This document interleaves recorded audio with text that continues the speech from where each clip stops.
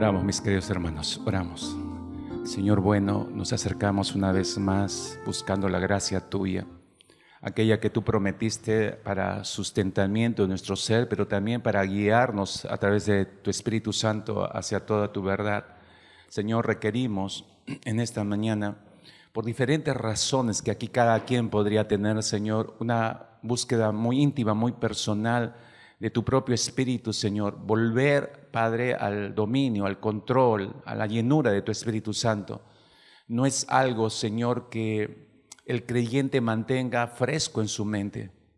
Y si viene a nuestras mentes buscar una nueva llenura de tu Espíritu, solo cuando estamos en problemas, en líos, y es donde más ceñimos nuestros lomos para buscarte. Pero no debería ser así, Señor. Debería ser una experiencia, una vivencia de todos los días, estar anhelantes, expectantes, Señor, de lo que tú vas a hacer mientras nosotros permitimos que asumas el control de cada una de las áreas de nuestra vida. Señor, vuelve nuestra mente, vuelve nuestro corazón, toda nuestra alma, Señor, hacia ti mismo en esta mañana. A través de tu palabra, concédenos el privilegio de no solo entender la palabra, sino encontrar en ella lo que requerimos para nuestras propias vidas. Dios, te suplicamos que al ir pausadamente, Señor, a través de la Escritura, Señor, esta pueda comunicarnos la razón, el motivo por el cual tú la has enviado esta mañana para nuestras vidas, en este tiempo y no en otro, Señor. Así que por favor, abre nuestro entendimiento, disponemos el corazón, disponemos el ser entero para ti, amado Cristo. En tu nombre oramos, aguardando, Señor, expectantes, Padre amado, de lo que tú vas a hacer sobre nosotros, sobre tu iglesia en esta mañana. En el nombre de Cristo Jesús. Amén. Amén. Estamos en la semana 7 prácticamente de nuestra serie La Vida Profunda, y no vaya a perder el texto de Filipenses, que es un texto sumamente guía para nuestras vidas, y quiero prevenirle antes de entrar en sí mismo al mensaje. Efesios capítulo 5, versículo 18, es un texto que debería estar grabado en la mente de cada creyente, y digo grabado en la praxis. El apóstol Pablo dice que no nos embriaguemos con vino, en lo cual hay disolución, recuerda. Y luego a continuación dice, antes bien sed llenos del Espíritu Santo. No seamos llenos del vino, porque en eso hay disolución. Es obvio, uno lo puede entender. Si usted ha pasado por la amarga experiencia de la borrachera, usted sabe exactamente lo que significa eso, ¿no? ¿Qué hace la persona ebria? Cae bajo el control absoluto del alcohol y hace cualquier tontería. O sea, sale de sí, ya no es la misma persona. Eso es estar bajo el control del alcohol. Pero dice, no caer en este control, sino caigamos en el control, busquemos el control del Espíritu Santo. La llenura del Espíritu Santo significa control del Espíritu Santo. Antes bien, sed llenos del Espíritu Santo. Dice, antes bien, hay algo mucho mejor que buscar las cosas que te embriagan y que te sacan de control constantemente. La vida del creyente es una constante batalla entre esa línea demarcatoria, ¿no? Siempre nos saca, hay algo en nuestras vidas que siempre nos terminan embriagando. Pero esa es la lucha de nuestra propia carne. Por eso el Señor dice, antes bien, sed llenos del Espíritu Santo. Es buscar y buscar y buscar el control, ser controlado en cada una de las áreas de nuestra vida por el Espíritu Santo. ¿Cuándo ha sido la última vez que usted ha buscado regresar al control del Espíritu Santo? Así, honestamente, ¿cuándo ha sido la última vez que usted ha buscado ser lleno del Espíritu Santo, que es control del Espíritu Santo? ¿Cuándo ha sido la última vez? No le estoy preguntando cuándo ha sido la última vez que usted ha orado para ser lleno del Espíritu Santo. No estoy diciendo eso, estoy diciendo cuándo ha sido la última vez que usted ha buscado ser controlado por el Espíritu Santo. Para ser controlado por el Espíritu Santo, usted tiene que regresar a la obediencia de la palabra del Señor. Cuando usted regresa a la obediencia de la palabra del Señor, en automático el Espíritu toma control sobre su vida. Cuando usted no está obedeciendo la palabra del Señor, usted no está en el control del Espíritu Santo. Usted no está lleno del Espíritu Santo. Regresa a la obediencia del Señor y usted regresa al control del Espíritu Santo. ¿Me está entendiendo? ¿Cuándo fue la última vez que usted hizo esto. Quizás en esta mañana el Señor esté disponiendo, después de 6 mensajes anteriores, 7º mensaje, para que en la búsqueda o en la decisión de mantenerse crucificados con Cristo, porque si usted después de 6 semanas ya hace rato tomó la decisión y está crucificado con Cristo Jesús, entonces el asunto es cómo se sostiene ahí en la cruz el resto de su vida. La única forma de sostenernos en la cruz es por la llenura del Espíritu Santo. Es la única manera. No le estoy dando 10, 20, una lista de 80 cosas, 200 cosas. No, una sola cosa se requiere para mantenerse en la cruz. Tomé la decisión, junto con el apóstol Pablo me identifico, ya no vivo yo, más Cristo vive en mí, etcétera, etcétera. Pero ¿cómo me sostengo ahí? Eso es lindo, suena bien, te subes a la cruz, tomas la decisión, te crucificas con el Señor. ¿Cuánto tiempo te vas a quedar en la cruz? Se supone todo el resto de tu vida hasta que el Señor venga por ti. Esa es la meta para el creyente, pero ¿cómo te sostienes allí? Solo por la llenura del Espíritu Santo, solo por el control del Espíritu Santo. Nuestro tema en esta mañana está específicamente centrado en eso. Y al final, por eso tienes que estar más que atento, porque al final del mensaje podrías volver al control del Espíritu Santo. Eso significa, podrías volver a tener una llenura del Espíritu Santo en esta mañana. Pero eso depende enteramente de ti, ¿no? El interés que le pongas, el anhelo, esto es sobre todo para los que ya han recorrido más o menos, les prevengo, 6 semanas atrás, ya han ido renunciando, el hambre ha ido subiendo por el Señor, su sed por el Señor ha ido subiendo, su interés, han ido estado buscando en medio de sus luchas, batallas, pero ya saben, necesitan, yo quiero esa vida crucificada, quiero mantenerme ahí, pero han tenido algunos altibajos. Bueno, para ti específicamente es el mensaje. Pero para todos los que vienen a dormir los domingos en las iglesias, es un mensaje más, no tiene ningún significado. Usted va a salir y va a entrar igual como entró, como sale todos los domingos. No hay ningún cambio en absoluto. Pero para los que ya están encaminados hacia la vida profunda, entonces esta mañana puede ser clave para ti. Regresar a un control del Espíritu Santo. Volver a experimentar una llenura del Espíritu Santo sobre tu vida. Así que estate atento, por favor. Empiezo por esta frase. El ego es el peor enemigo de los que viven solo confiando en sí mismos. Este es nuestro tema en esta mañana, la vida crucificada y la kenosis del cristiano. ¿Qué es eso? Espérate, recién estamos empezando, te lo voy a explicar, ¿no? Por eso empiezo con esta frase a continuación, ¿no? El ego, lo que somos nosotros, nuestro yo, estoy hablando del yo. El ego es el peor enemigo de los que viven solo confiando en sí mismos. Porque el ego no puede comprender nada porque solo ve su punto de vista, y por eso necesitamos vaciarnos del ego para permanecer crucificados con Cristo. En otras palabras, no intentes tomar la cruz sin despojarte de tu ego. No intentes mantenerte en la cruz con Cristo manteniendo contigo tu ego. Debes vaciarte de tu ego antes de ser lleno de Cristo.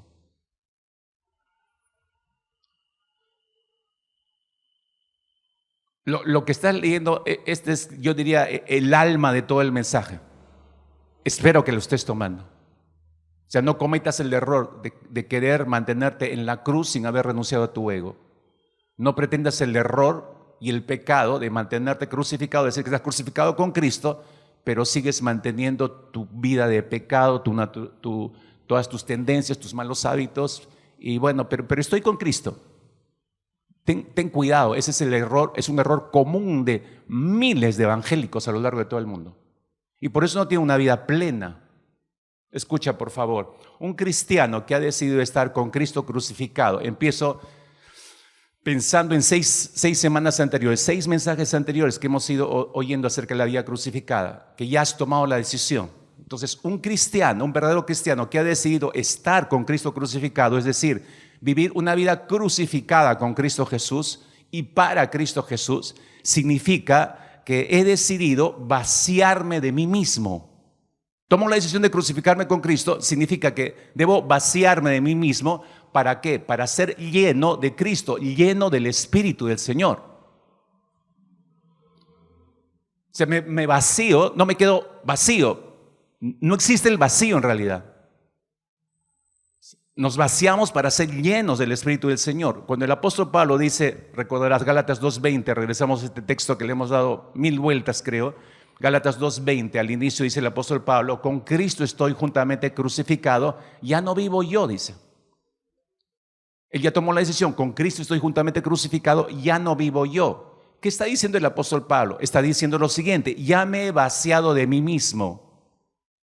Ya me he vaciado de mí mismo, ya no vivo lleno de mí mismo, ya no controlo, en otras palabras, mi propia vida, ya no decido por mí mismo, he muerto a mí, está diciendo Pablo, he muerto a todo eso, he muerto a mi voluntad, me he vaciado de ella para ser lleno de la vida de Cristo, de la voluntad de Cristo, me he vaciado de mi voluntad para ser lleno de la voluntad de Cristo Jesús. Esa es la vida crucificada. ¿Ya hiciste eso hasta este momento? Van 6 semanas hacia atrás, recuerda. ¿Ya llegaste a este punto en realidad? Es que no me quedaba en claro, pastor. Bueno, espero que ahora te haya quedado en claro. Cuando Pablo dice, ya no vivo yo, ya no es él, pues. Ya murió Pablo. El antiguo Pablo ya murió. Su voluntad murió. Su ego murió. Se vació de él mismo para recibir la vida de Cristo. Ya no vivo yo, sino que Jesucristo es el que vive en mí. Es la nueva vida de la cual se está llenando o se llenó el apóstol Pablo. Esta es la kenosis del cristiano. Esta es la kenosis del cristiano que ha decidido vivir una vida crucificada. Se ha vaciado, repito, de sí mismo para ser lleno de la vida de Cristo y así sostener su vida como crucificado con Cristo Jesús. Pero ese vaciamiento del creyente en sí mismo, esa kenosis, es siguiendo el ejemplo de su maestro. No fue algo que se le ideó al cristiano y voy a hacer esto por el Señor. No, es siguiendo nada más el ejemplo de su Señor. Permíteme explicarte primero, ya que estás allí de repente en tu mente, sí, pero ¿qué es la kenosis, pastor? ¿No? Ok, empecemos por ahí. Permíteme explicarte qué es la kenosis de Cristo primeramente. Solo tengo 2 puntos en el mensaje. Primero, ver la kenosis de Cristo para entender la kenosis del cristiano. ¿Qué cosa es la kenosis del Señor de señores, es decir, Cristo? El término kenosis se refiere a la doctrina del vaciamiento de sí mismo. Me refiero a Cristo Jesús. Es la doctrina del vaciamiento de sí mismo de Cristo en su encarnación. La siguiente, por favor. El momento en que Cristo desciende, toma forma humana y nace como un bebé y viene aquí en la tierra, esa es la kenosis de Cristo Jesús. Es el vaciamiento de sí mismo en su encarnación. Es un término griego, obviamente, la kenosis, y ese término griego proviene del texto de Filipenses, capítulo 2, versículos 6 y 7, que de hecho lo conoces bien también, Filipenses 2, 6 y 7, que dice que Jesús, el cual siendo en forma de Dios, dice, no estimó en ser igual a Dios como cosa que aferrarse, sino que se despojó a sí mismo, tomando forma de siervo, hecho semejante a los hombres. La palabra que se traduce ahí por se despojó es keno, de ahí viene el término kenosis, keno, que significa vaciarse, despojarse. Eso significa. Y está mostrando, nos está indicando lo que Cristo hizo por nosotros. Nótese, por favor, que en este versículo 7 específicamente de Filipenses capítulo 2, no especifica de qué se despojó el Hijo de Dios. No dice de qué se despojó, solo dice que se despojó a sí mismo tomando forma de siervo, pero no especifica de qué se despojó, qué significa la frase de sí mismo. Y necesitamos aclarar, si vamos a hablar de la kenosis de Cristo Jesús, del despojamiento de Cristo Jesús, del vaciamiento de Cristo Jesús por amor a nosotros o para salvarnos, necesitamos entender bien esto, la obra de Cristo Jesús, la kenosis de Cristo Jesús. ¿Qué significa que se despojó de sí mismo el Hijo de Dios? Aquí debemos tener cuidado de no ir más allá de lo que las Escrituras dicen, imaginar o inferir cosas que la Escritura no nos indica o no nos menciona. Debemos ser muy cuidadosos. Y por eso voy despacio acá, porque esto tiene que quedar muy claro en nuestra mente. No entendemos ese vaciamiento de Cristo Jesús. Solo sabemos que el Señor vino y se hizo niño. Pero ese vaciamiento, esa kenosis, es importante para el creyente entenderla, porque luego se nos desafía a nosotros como dice el texto de Filipenses, haya pues en vosotros el mismo sentir que hubo en Cristo Jesús. Tenemos que hacer lo mismo. O sea, hubo una kenosis de Cristo, yo tengo que repetir esa kenosis. ¿En qué dimensión? Ahí vamos. Pero primero tenemos que entender la kenosis de Cristo Jesús. Entonces, aclaro esto, ¿de qué se despojó el Hijo de Dios? Jesús no se despojó en primer lugar de sus atributos divinos. Ojo, eso es importantísimo que lo anotes. Cuando Cristo viene acá, no se despojó de sus atributos divinos. Él siguió siendo Dios.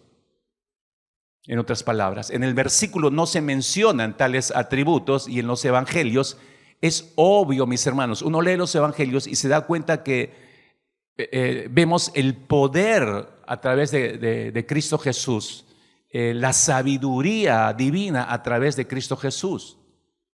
Entonces, vuelvo a repetir, Jesús no se despojó de sus atributos divinos cuando vino acá a la tierra.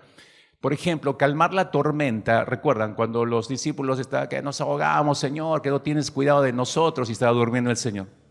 Se está durmiendo el Señor. Dios no duerme. Jesús estaba dormido. El cuerpo físico está dormido.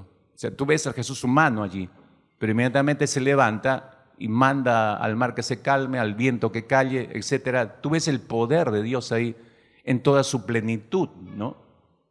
Al venir a la tierra, el Hijo de Dios no dejó de ser Dios. No se convirtió en un Dios menor, por si acaso, Jesucristo al tomar forma humana. Independientemente de lo que implicara el vaciamiento, Jesús siguió siendo plenamente Dios, hermanos. Siguió siendo plenamente Dios. Todo el tiempo que estuvo aquí en la tierra, los 33 años que estuvo sobre la tierra. Por eso dice el texto de Colosenses 2:9, en Él, en Cristo, habita corporalmente toda la plenitud de la deidad. No una fracción, un pedazo de la deidad. No, toda la plenitud de la deidad estaba presente en Cristo Jesús. Es por ello que consideramos, mis hermanos, remitiéndonos al texto bíblico, que consideramos el vaciamiento de Cristo más bien como una renuncia a los privilegios que le correspondían en el cielo, siendo Dios. Repito, ¿qué significa que se vació de sí mismo? Significa que Él renunció a los privilegios que le correspondían en el cielo. En lugar de permanecer en su trono celestial, Jesús se rebajó voluntariamente, como dice la nueva versión internacional, haciendo referencia a Filipenses 2:7. Él renunció, se rebajó voluntariamente, dice esta versión. No renunció a su deidad. No significa eso. Se rebajó voluntariamente. Entonces, cuando vino a la tierra, Cristo Jesús renunció a sus privilegios divinos. Renuncia a los privilegios divinos. Piensa por favor en eso, renunciar a los privilegios divinos para ir a una cruz y morir por ti.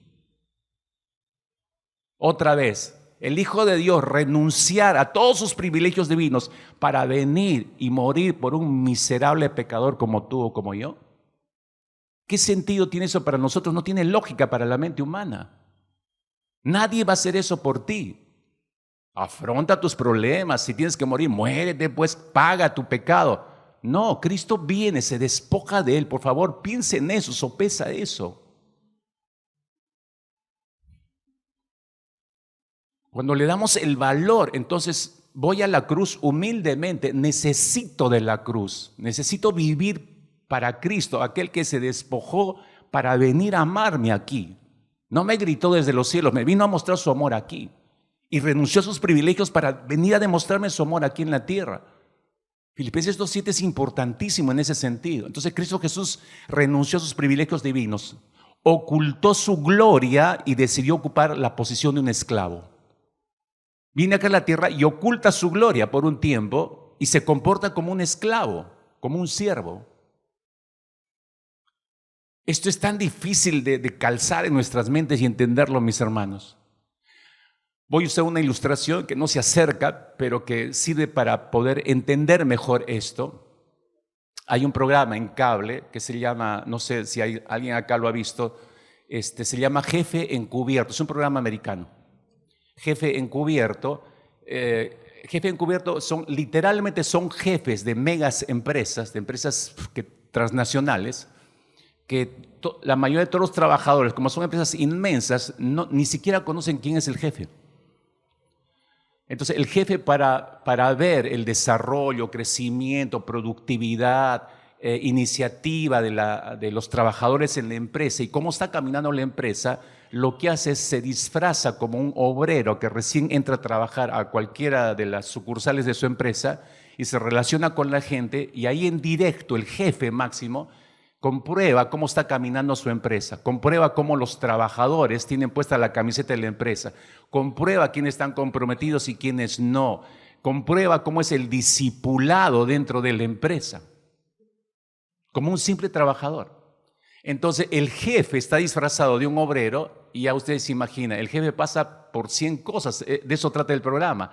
Lo tratan mal, que recién estás aprendiendo, que apúrate, que acelera, que así no se hace. Como hay otros que pacientemente le enseñan, pacientemente lo conducen a que crezca, etc. Todo eso el jefe está observando. Al final del programa, el jefe llama a todos los con los cuales él trabajó y se revela como su jefe. Ya usted sabe la cara de la gente, ¿no?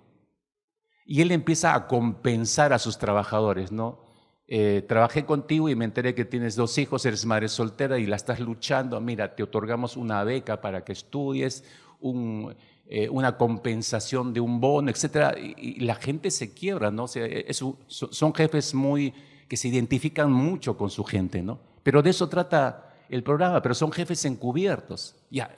Aunque no llega a la altura, pero Filipenses 2 dice exactamente, eso es lo que hizo Cristo Jesús. Vino como jefe encubierto, repito, ocultó su gloria y decidió ocupar la posición de un esclavo. Igual como en este programa, igual lo maltrataron al Señor acá. Incluso Jesús dijo acá, yo soy el jefe. ¿Qué jefe? Y agarraron y lo clavaron en la cruz. A los suyos vino y los suyos no lo recibieron. Él se identifica, pero no le creen, lo crucifican. Es una excelente ilustración para comprender que eso mismo Cristo Jesús hizo por nosotros. Eso es la kenosis, hermanos. Eso es exactamente la kenosis. La kenosis fue una autorrenuncia de Jesús. Autorrenuncia, no un vaciarse de su deidad. Él no se vació de su deidad, la conservó. La kenosis tampoco fue un intercambio de deidad por humanidad. Dejó su deidad y le intercambió por humanidad y por eso nació como un bebé. No, tampoco. Jesús, repito, nunca dejó de ser Dios durante ninguna parte de su ministerio terrenal. Siguió siendo Dios hasta el final. Si dejó de lado su gloria celestial por un tiempo, también se abstuvo voluntariamente de usar su divinidad para hacerse más fácil el camino. Qué sencillo hubiera sido para el Señor Jesucristo usar todo su poder y todo para su propio beneficio. Pero no.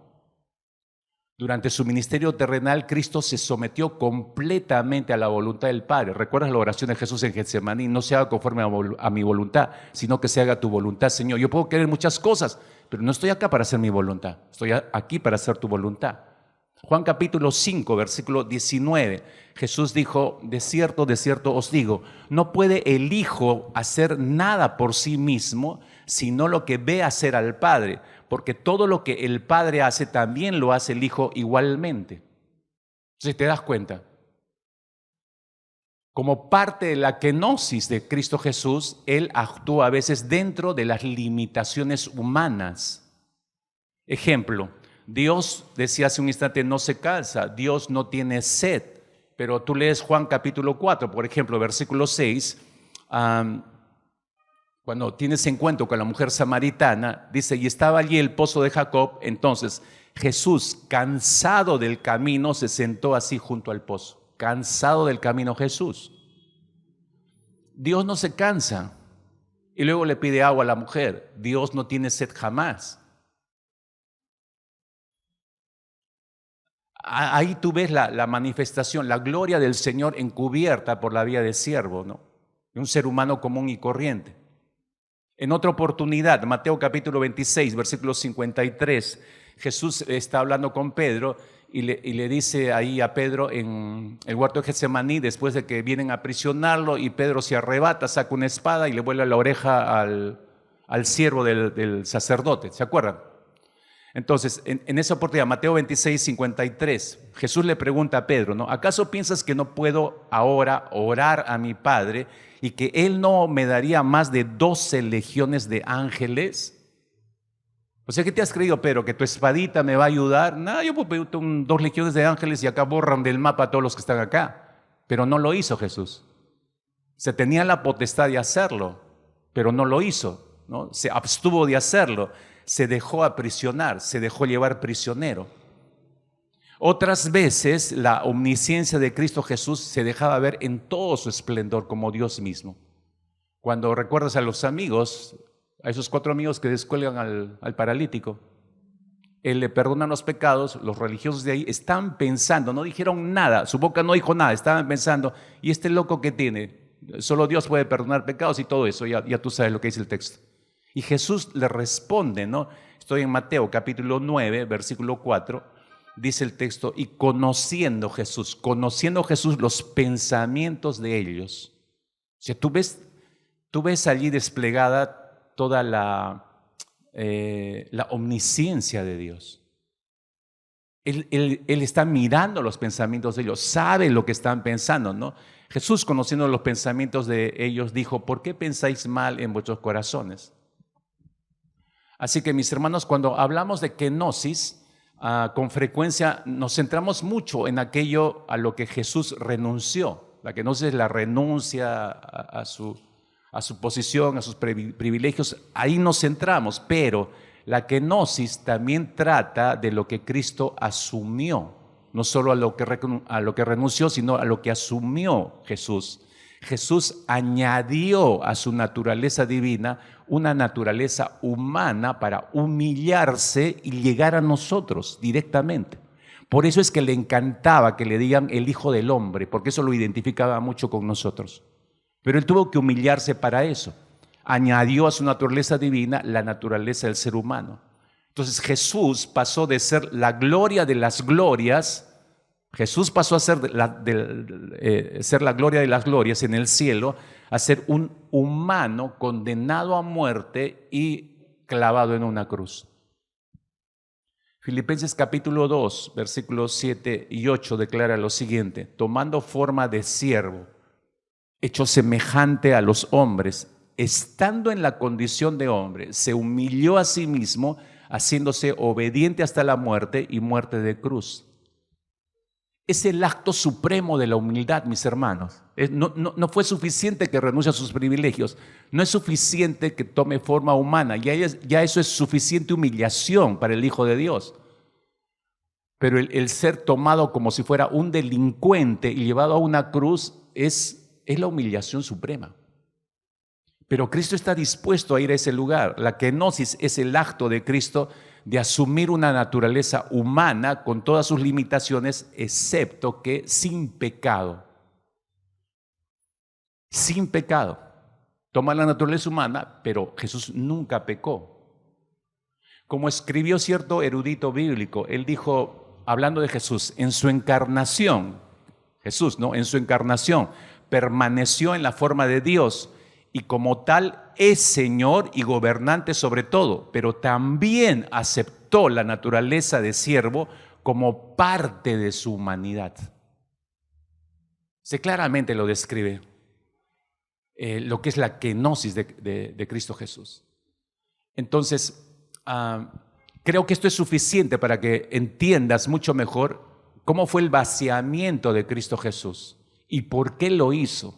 ¿Qué renunció y qué vino a hacer aquí por nosotros en ese vaciamiento de Cristo Jesús, en esa kenosis de Cristo Jesús?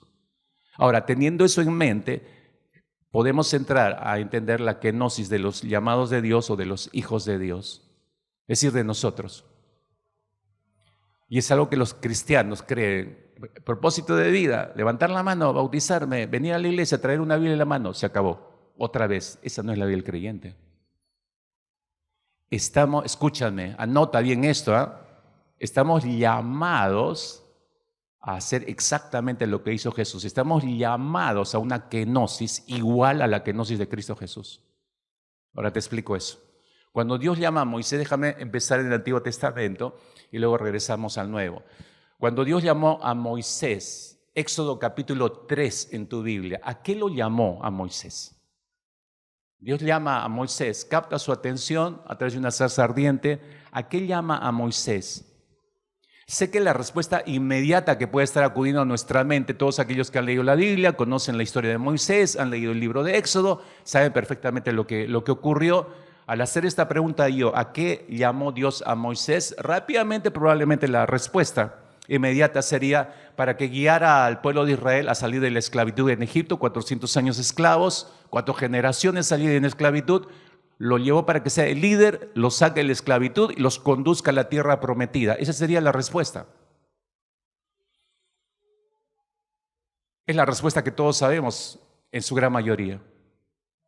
Pero tú conoces la historia, si has leído Éxodo capítulo 3, conoces la historia y sabes que cuando Dios lo quiere comisionar a Moisés, no le cae bien ese llamado a Moisés. Es más, lo rechaza. Es decir, no es que Moisés gustosamente le dijo, sí Señor, heme aquí, envíame a mí. No hubo esa reacción de Moisés, si tú has leído la historia.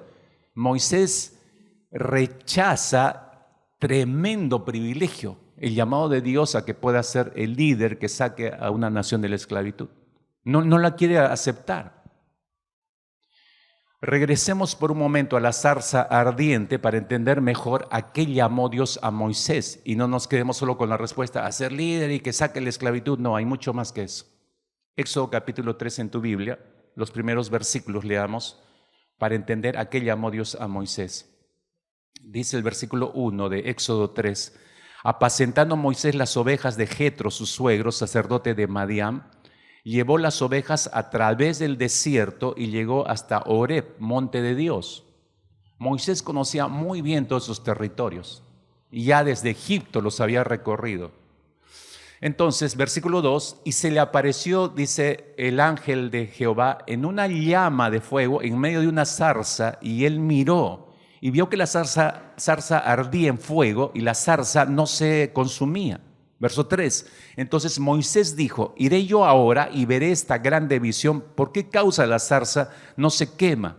Viendo Jehová que él iba a ver, lo llamó Dios de en medio de las zarzas y dijo, Moisés, Moisés. Y él respondió, heme aquí. Y dijo, no te acerques, quita tu calzado de tus pies, porque el lugar en que tú estás, tierra santa es. Y dijo, yo soy el Dios de tu padre, Dios de Abraham, Dios de Isaac y Dios de Jacob. Entonces Moisés cubrió su rostro porque tuvo miedo de mirar a Dios. Cómo me apasiona esta historia. Nunca me canso de leerla y releerla. Para mí personalmente hay un atractivo tremendo en esa zarza. Todo lo que significa este encuentro que tiene Moisés. Te recuerdo que Moisés tenía 80 años a estas alturas. Cuando tiene este encuentro con la zarza tenía 80 años. No era un muchachito de 20, 30 años. Era un anciano de 80 años. Te recuerdo, sus primeros 40 años los pasó en Egipto, siendo formado bajo el criterio, en la mentalidad para ser un gobernador. El futuro de Moisés era prominente, era muy probable que iba a ser el siguiente faraón o algo parecido. Pero Moisés asesina a un egipcio, tú sabes, y queriendo ayudar a un grupo de hebreos, cuando él identifica que es parte de su pueblo y tiene que huir hacia las montañas Moisés. Cuando Moisés huye, termina volviéndose un fugitivo y termina escondiéndose pensando que su vida había terminado, que todo había acabado para él. Su vida se destruyó, su futuro se destruyó, no hay nada para Moisés, entonces se vuelve un fugitivo, se esconde en las montañas, pero fue en ese escondite precisamente los siguientes 40 años que Moisés halla su propia identidad. Ahora sigue con cuidado, por favor. ¿No se ha dado cuenta, mis hermanos, pensando en esa experiencia de Moisés, no se ha dado cuenta usted que a veces o muchas veces en nuestras vidas Dios nos permite ir en una dirección determinada que a nosotros no nos gusta? Y aún nos resistimos, pero Dios nos lleva por un rumbo que no nos agrada a nosotros. ¿Por qué? Porque Él tiene una intención más alta para nuestras vidas que nosotros no entendemos. Nos resistimos a caminar por ese sendero, pero Dios nos lleva por ese sendero porque tiene algo superior, algo más alto para nuestras propias vidas. Moisés no podía verlo al inicio, por eso él pensó que su vida ya quedó sepultada ahí en las montañas. Dios dejó que Egipto forjara el carácter de Moisés durante los primeros 40 años. Dios le permitió 40 años en Egipto. La cultura egipcia, la formación, toda la educación que Moisés recibió para ser un faraón, ese fue el instrumento de Dios para forjar el carácter de Moisés. Hermano, hermana, tienes que pensar en lo siguiente. Hay lugares donde Dios nos lleva y que no nos agrada, pero nos lleva a esos lugares para forjar nuestro carácter. Así que deja de patalear, ¿no? Y de pelearte con Dios. Que por qué me llevo aquí, que por qué estoy acá, que no debí nacer en este país, que debí ser de ojos verdes y europeo, etcétera, etcétera. ¿Dónde se te ocurrió, Señor, hacerme nacer? En San Juan de Miraflores, por Dios. ¿Qué tenías en mente, Señor? Ya deja de estar peleándote con Dios. Dios sabe por qué nos puso en un determinado lugar, ¿no?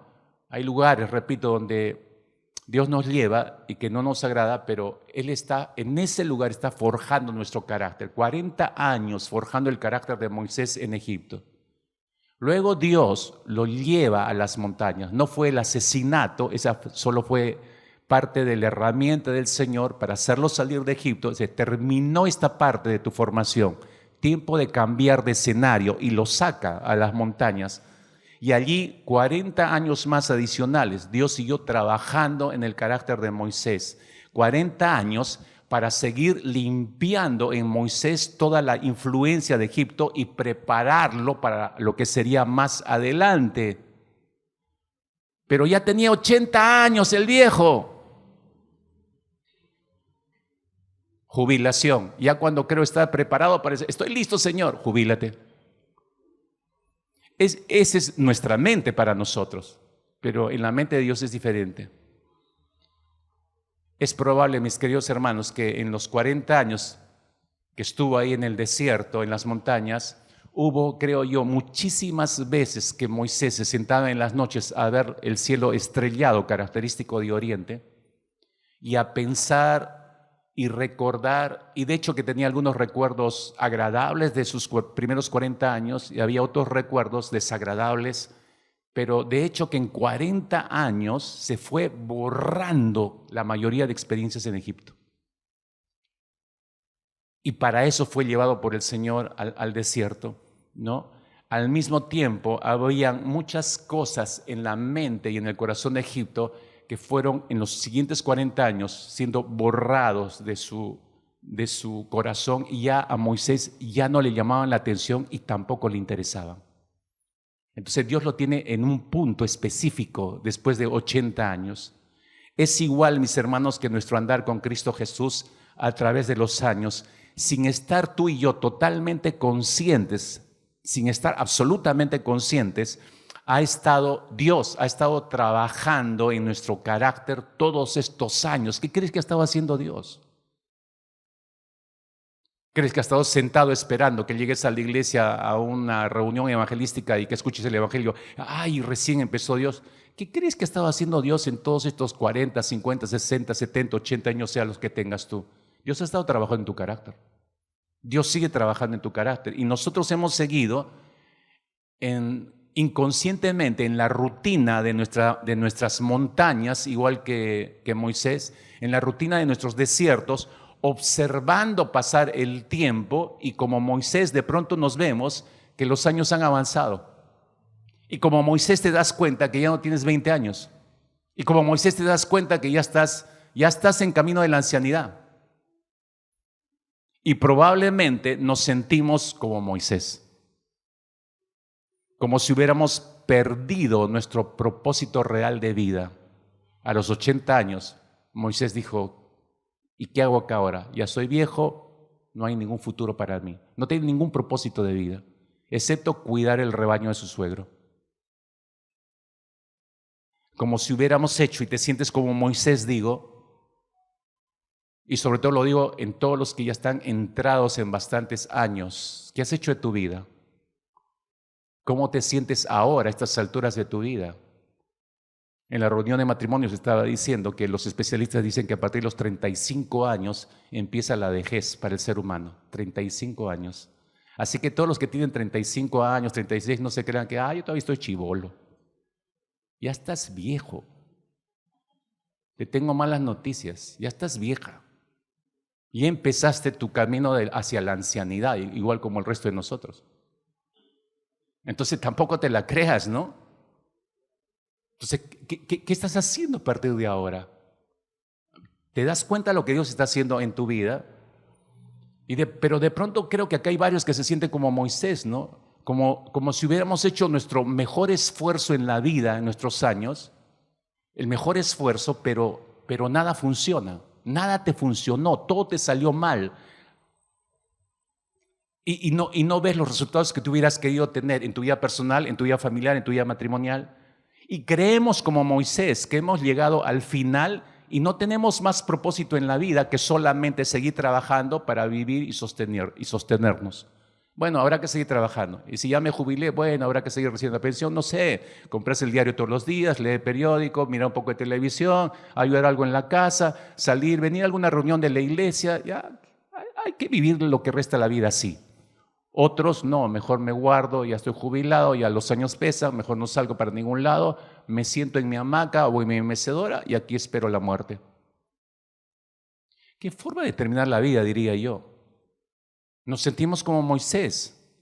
Moisés no comprendía, escúcheme por favor, Moisés no comprendía lo que probablemente algunos o muchos de ustedes no comprenden todavía.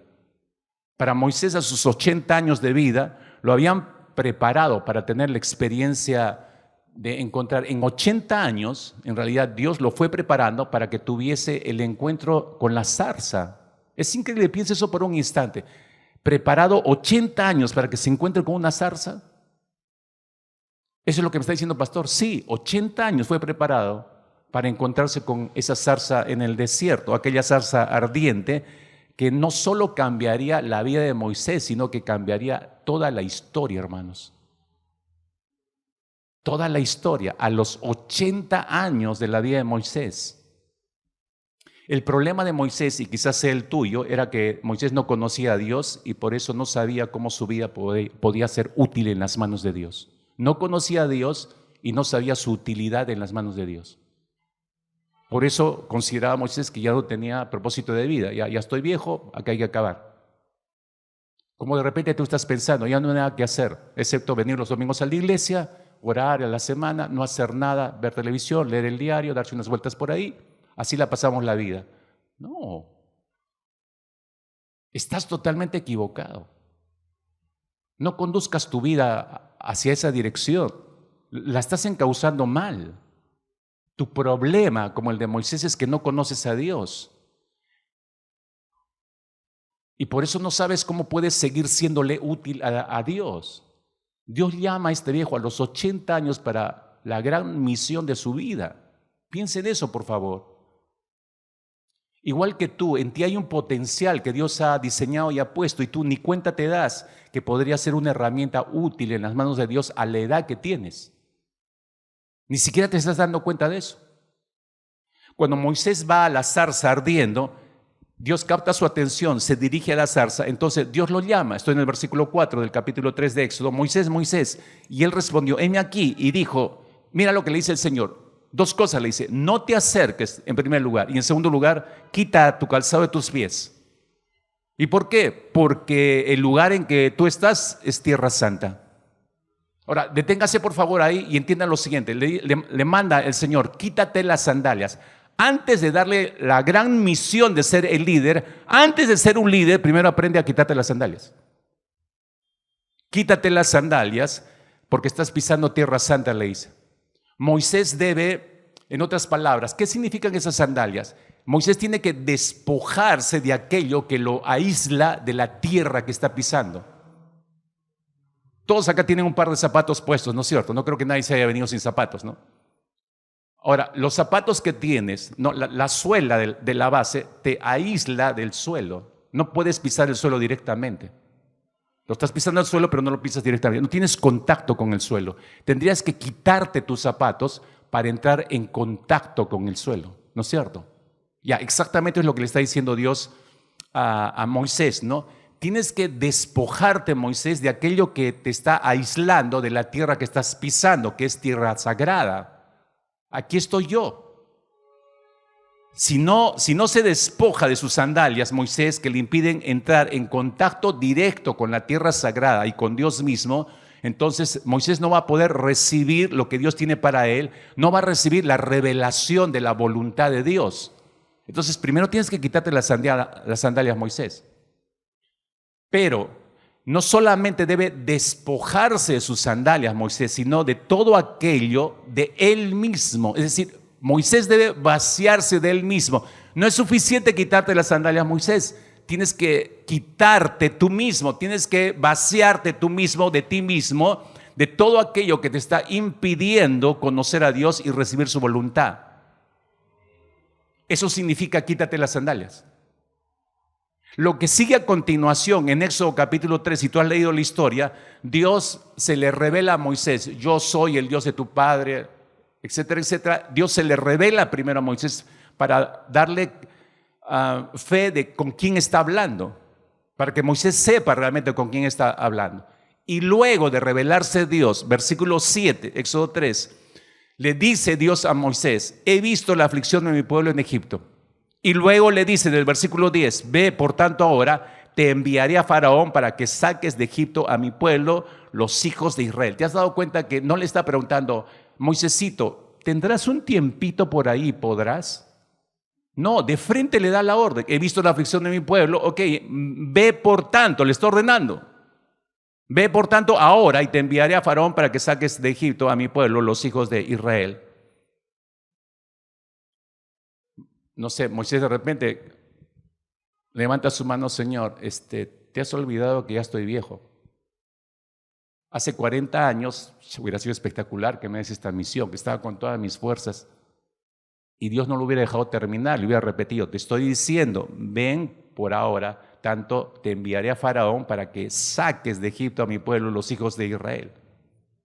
A partir de este versículo 7 del capítulo 3, si te das cuenta, tú sabes la historia. Empiezan las excusas de Moisés, ¿no es cierto? Tú sigues leyendo el capítulo 3, viene una excusa, viene una segunda excusa, viene una tercera excusa, viene una cuarta excusa, viene sus negativas, está mostrando su rebeldía a la voluntad de Dios. Mientras Dios le está diciendo lo que tiene que hacer, él muestra su rebeldía, su renuencia a Moisés. Es decir, si te das cuenta, en parte todo el capítulo 3 al final y parte del capítulo 4, lo único que tú ves, está saliendo lo que Moisés es, está saliendo el carácter de Moisés.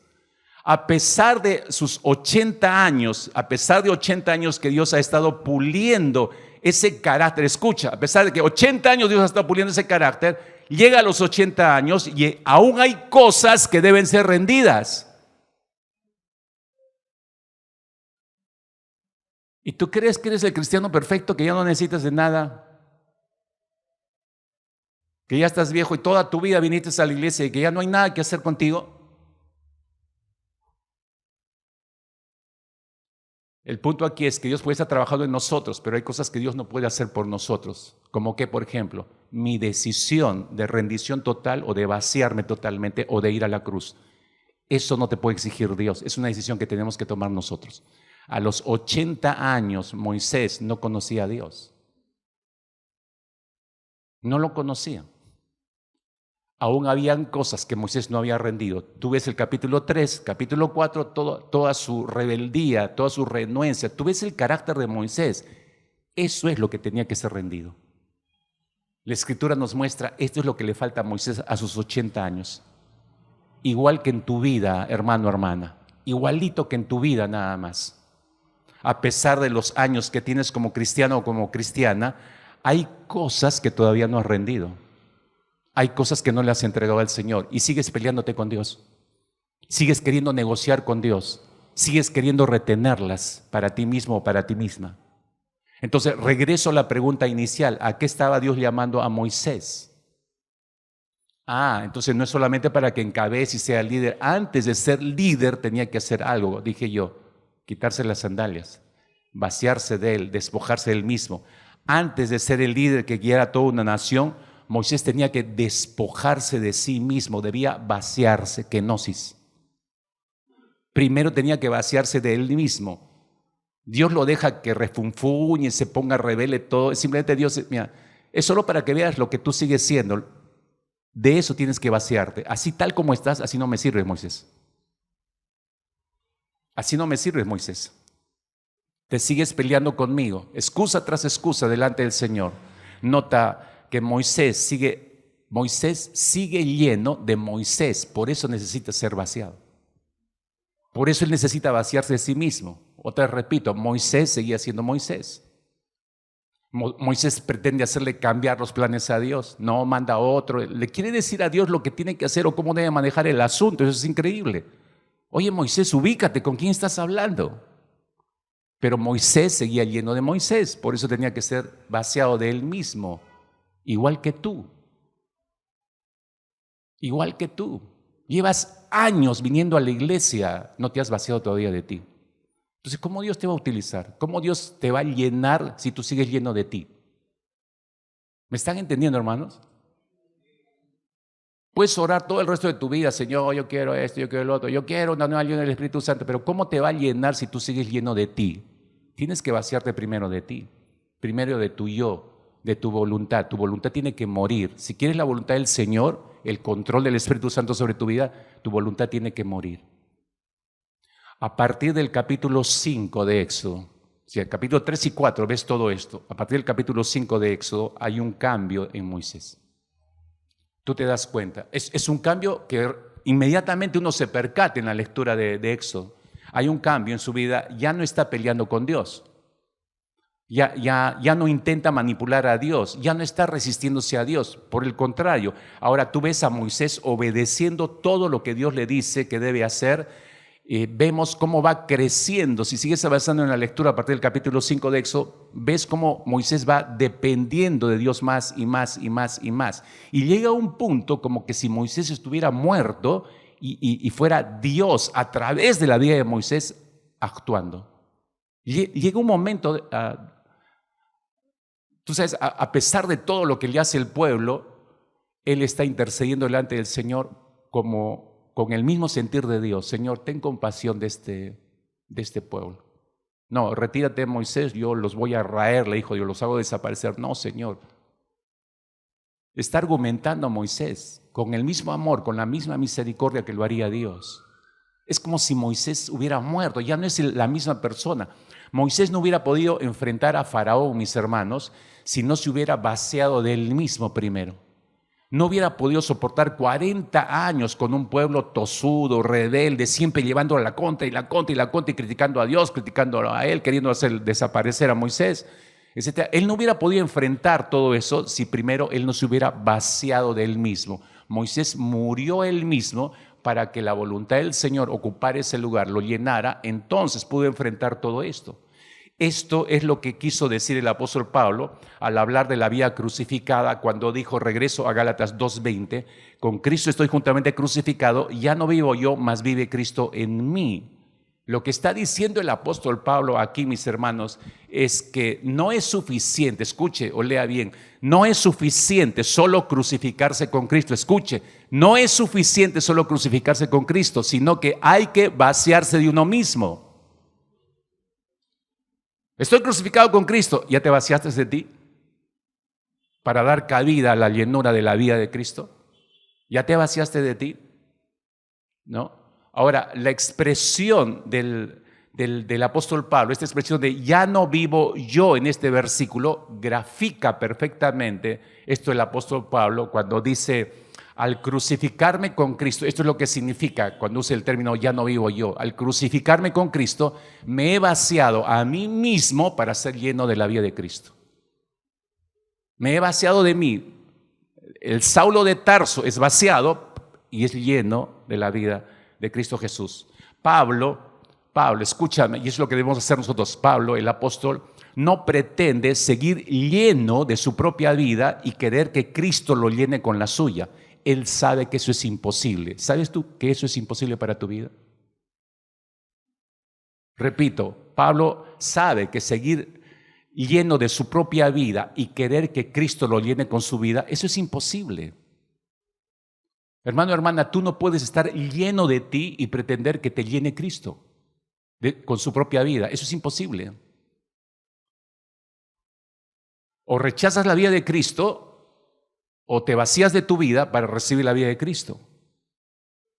Escucha, cuando una vasija está llena, te lo digo esto por simple lógica nada más para que lo veas de esta manera y lo pienses así. Cuando una vasija está llena de algo, nada más puede entrar en ella. Cuando una vasija está llena de algo, ¿qué le vas a poner más? No puedes meterle más porque ya está llena. Cuando una vasija está llena de algo, nada más puede entrar en ella.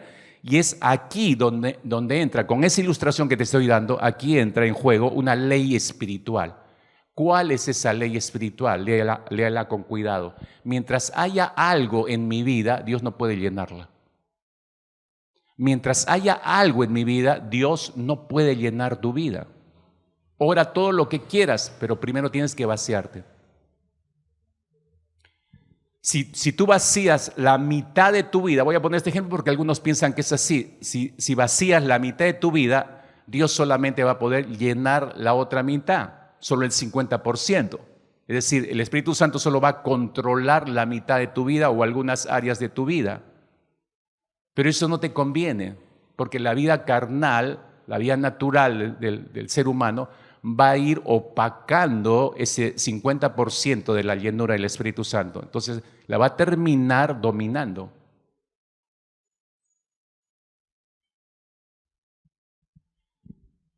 Y esa parece ser la condición de muchos cristianos el día de hoy. Están dispuestos a deshacerse de algunas cosas, no de todas, de algunas cosas, o de renunciar, abrir puertas de algunas áreas de su vida, pero no de todas. Entonces el Señor los llena o entra en el control de esas áreas nada más, pero no entra en control del resto. Nosotros somos los que no permitimos que Él termine de llenarnos, que Él termine de controlar todas las áreas de nuestra vida.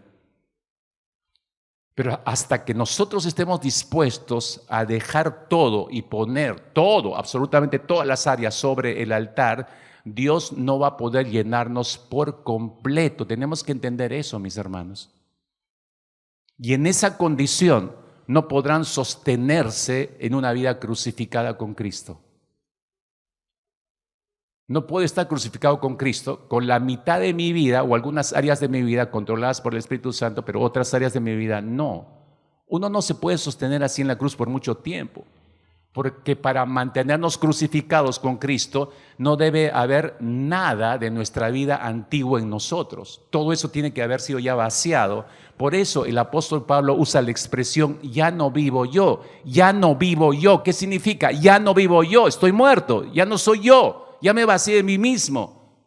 Y lo que vivo ahora, dice, lo vivo en la fe del Hijo de Dios, es decir, creyendo al Señor, haciendo su voluntad. Es decir, se llenó de la voluntad de Dios, pero he tenido que vaciarme de mi voluntad para hacer eso. Eso significa, ya no vivo yo, ya no hay nada de su vida, solo está la vida de Cristo. En ti, mi hermano, ya no debería haber nada de tu vida pasada, solo debería estar lleno de la vida de Cristo. Pero así no es, tú sabes que así no es. De ahí la urgencia de regresar al control del Espíritu Santo, buscar la llenura del Espíritu Santo en esta mañana. ¿Recuerdas a Ananías y Zafira? Te doy un par de ejemplos para que entiendas la locura de querer mitad. Todavía conservo la mitad de mí, pero bueno, recibo la mitad de la vida de Cristo. No funciona así. Hechos capítulo 5, ¿recuerdas la historia de Ananías y Zafira descrita ahí? Ellos dijeron que eran de Cristo, eran miembros de la iglesia. Ellos dijeron que estaban por Cristo y se supone que ellos dijeron que tenían una vida crucificada con Cristo. Pretendieron tener una vida crucificada con Cristo sin vaciarse de su antigua vida. ¿Qué es lo que lees en Hechos 5? Que simplemente salió la otra mitad de ellos y estropeó la mitad que estaba controlando el Espíritu Santo. Salió su tendencia a la mentira, salió su tendencia, su esencia hacia el hurto. Y tú sabes el final de ellos, de ambos, de estos dos esposos. Murieron por juicio de parte del Señor. Pero ese es el error de muchos creyentes en la iglesia, de querer tener de ambos mundos todavía retener en sus vidas. No funciona así. Entonces, Ananías y Zafira no pudieron mantenerse crucificados con Cristo Jesús. Un segundo ejemplo, recuerdas Marcos capítulo 10, a este joven rico que busca al Señor Jesucristo y pretende seguir a Jesús. Marcos capítulo 10, versículo 21, Jesús lo mira tiernamente y le dice: una sola cosa te falta, anda, vende todo lo que tienes, dáselo a los pobres y tendrás tesoros en el cielo, y luego ven y sígueme. ¿Qué le estaba diciendo Jesús a este joven? Lo que le está diciendo a este joven es: despójate de todo lo que te impide seguirme. Anda, vende todo, porque eso te está impidiendo seguirme. Anda, vende todo, repártelo a los pobres y vienes y me sigues. En otras palabras, vacíate de ti y luego vienes y me sigues. Tú sabes cuál fue la respuesta del joven. Versículo 22. Al oír esto, el hombre se desanimó y se fue triste porque tenía muchas riquezas. ¿Por qué respondió de esta manera este joven rico? Porque este joven rico creyó, como tú probablemente, él creyó que podía tener una vida crucificada con Cristo manteniendo su propia vida. Y Jesús le dice: no. Vacíate de tu vida si quieres seguirme, porque solamente así serás lleno de mí y me podrás seguir. Pero este joven no estaba dispuesto a vaciarse de sí mismo, no estaba dispuesto a morir a su yo antes de subir a la cruz y sostenerse la cruz, no estaba dispuesto a eso. Por eso se fue, por eso decidió no seguir a Jesús. Una de las cosas más extrañas, diría yo, de parte de Dios, es que Él entra a nuestras vidas y solamente hasta donde nosotros le permitimos. Digo extraña porque Él podría tomarlo todo de golpe. ¿Por qué Dios es tan respetuoso en ese sentido? Eso me lleva a decir lo siguiente, que un creyente, un cristiano, es tan lleno del Espíritu Santo como desee serlo. Yo solo que Dios controle esta y esta área de mi vida. Y las demás, no, todavía no. Repito, un cristiano es tan lleno del Espíritu Santo como desea serlo. Podemos pedir ser llenos del Espíritu Santo, podemos hablar de ello, podemos hasta tanto no estemos dispuestos a hablar todo eso, hasta que no estemos dispuestos a vaciarnos de nosotros mismos. Nunca, escucha o lee, nunca tendremos la plenitud del Espíritu Santo en nuestra vida. Una cosa es que tengas algunas áreas que el Espíritu está controlando y otras no, pero eso es no tener todo del Espíritu Santo, todo el control. Esa es la plenitud del Espíritu. Y esa no es la llenura que nos conviene. Dios nos llenará tanto como nosotros le permitamos que Él nos llene. No va a entrar más si tú no quieres. Él no va a forzar, el Señor. A medida que nosotros nos vamos vaciando de nuestro ego, a medida que tú y yo nos vamos vaciando de nuestro yo reinante e invitemos al Espíritu Santo a venir a controlar nuestras vidas, de esa manera aseguraremos nuestra permanencia crucificada con Cristo en la cruz. No hay otra forma, mis hermanos. No pretendamos encontrar una nueva fórmula. Esta es la única manera de mantenernos en la cruz. Déjeme terminar. Es probable que usted haya escuchado, y le describo este último pasaje, mientras usted está valorando la kenosis de Cristo Jesús y ahora entiende mucho mejor que hemos sido llamados a hacer lo mismo nosotros. Tenemos que vaciarnos de nosotros mismos. Entiendo su deseo de tener una vida crucificada con Cristo, pero usted no la va a poder sostener hasta que no sea lleno del Espíritu Santo, hasta que usted no se vacíe de usted y se permita ser lleno de la voluntad de Dios, vaciarse de su voluntad para aceptar la voluntad de Dios. Hasta ese momento no entre en control el Espíritu Santo. Entendiendo esto, porque luego de esta cita bíblica, lo que le voy a sugerir es que usted entre en un tiempo de oración para que el Espíritu Santo vuelva a entrar en control de su propia vida. Pero usted ya sabe, primero tiene que vaciarse de usted. Seguro que usted ha escuchado o ha leído en Hechos, probablemente en Hechos capítulo 1, el grupo de creyentes que después de que Jesús se fue, les dijo que esperaran la venida del Espíritu Santo, que el Consolador iba a venir. Ellos ya tenían la promesa. Y hemos escuchado mensajes o hemos leído en muchas partes que este grupo de creyentes, 120, como dice la Escritura en Hechos capítulo 1, estos 120 estaban como escondidos en una habitación y estaban orando de miedo, temerosos, escondidos. Eso lo he escuchado en muchos mensajes, pero lo cierto es que eso no muestra la Biblia. Eso no dice la Escritura. Si vienen conmigo a Hechos capítulo 1, versículo 14, dice que todos estos, los 120 en ese aposento alto, que era donde vivían aparentemente los apóstoles, dice, todos estos, dice, perseveraban unánimes en oración, perseveraban en oraciones y ruego con las mujeres y con María, la madre de Jesús, y con sus hermanos. No dice el texto que estaban de miedo, preocupados por algo, no, estaban esperando la venida del Consolador, pero lo están haciendo orando, están perseverando unánimes en oración. Fue ese tiempo de oración que los preparó para ser llenos del Espíritu Santo. Repito, fue ese tiempo de oración que los preparó para ser llenos del Espíritu Santo. La pregunta es, ¿qué es lo que estaban orando, mis hermanos? ¿Qué es lo que estaban orando ellos? Si ellos ya tenían la promesa de la venida del Espíritu Santo sobre sus vidas, ya no estaban orando por eso, porque sabían que iban a recibirlo. No sabían cómo, pero sabían que lo iban a recibir. Entonces, ¿qué estaban orando en todo caso? Sus oraciones tienen que haber sido dirigidas en otro sentido. De hecho, que probablemente fueron oraciones que se basaron en preparar sus vidas personales para recibir al Espíritu Santo. Creo que esto tiene mucho peso y un poco de lógica también. ¿Qué estaban orando? Si ya tengo la promesa de la venida del Espíritu Santo, lo voy a recibir, me preparo. Entonces, mi oración tiene que ir dirigida en ese sentido. Sus oraciones fueron para preparar sus vidas para recibir al Consolador. Y cuando hablo de preparar sus vidas, de hecho que empezaron a pensar, pero soy persona pecadora, Señor, perdóname, empezaron a ponerse a cuentas con Dios, empezaron a confesar sus pecados, empezaron a poner expeditas sus vidas. En otras palabras, empezaron a vaciarse de ellos porque sabían, si voy a recibir al Espíritu Santo, no tengo que tener nada de mí, todo tiene que estar dispuesto para Dios. Si voy a recibir a Dios en la persona del Espíritu Santo, no debe haber nada de mí. Entonces, de hecho que creo, estoy convencido que por ahí fueron las oraciones que ellos levantaron en sus mentes y corazones. Entonces, aquellos discípulos, cuando viene el Espíritu Santo, Hechos capítulo 2, es derramado sobre ellos y todos son llenos del Espíritu Santo, dice en Hechos capítulo 2, estos discípulos estaban en este aposento, estaban de pie delante de Dios, escúcheme, de pie delante de Dios, vacíos de ellos, ya se vaciaron, ya estaban vacíos de ellos. No tenían entonces espacio para nada más que fuera Dios.